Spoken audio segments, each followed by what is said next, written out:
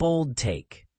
A $90 million buyout is all that stands between Lincoln Riley and the exit door at USC, and this season could decide everything. But here's where it gets controversial. Some analysts still believe this is the year he turns it around. Lincoln Riley didn't come to Los Angeles to be average. USC, a program with 11 national titles and a fan base craving a return to dominance, hired him to build a powerhouse. He shined at Oklahoma. But his USC tenure hasn't followed the same script. Last year's 7-6 finish stung, and here's the detail most people miss. 5 of those losses were one-score games. USC held fourth-quarter leads in several of them, only to unravel late. That's not nothing. It suggests the gap might be more about execution and conditioning than talent. Heading into year 4, Riley insists, there's growth in a climb happening right now. Skeptical? You're not alone. The buyout, now a staggering $90 million, the largest in college football, has become part of the pressure cooker. Paul Feinbaum didn't mince words, saying he'd have fired Riley last year if not for the roughly $80 million buyout at the time. That's the kind of statement that polarizes a fan base. Is USC trapped by its own investment? Or is patience the smart play while the foundation firms up? And this is the part most people miss. Not all 7-6 seasons are created equal.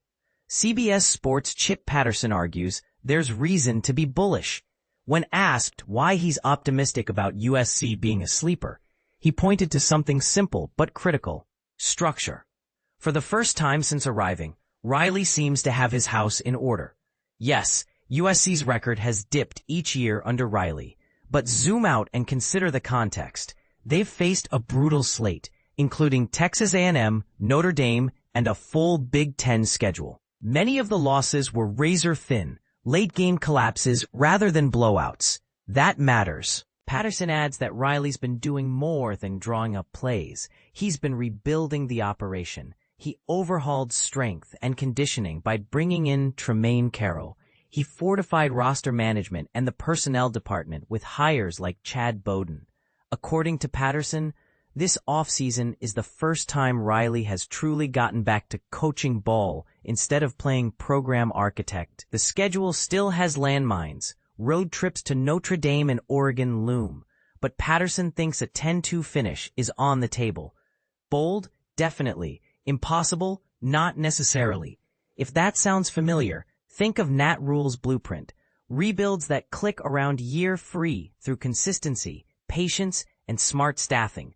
Riley appears to be following a similar script, revamping the staff, prioritizing development, and stacking the recruiting pipeline. He's added seasoned names like Rob Ryan, reinforced the personnel side with Bowden, and continued to level up the strength program with Carroll. The early returns on the recruiting front are promising too, with the 2026 class drawing national buzz.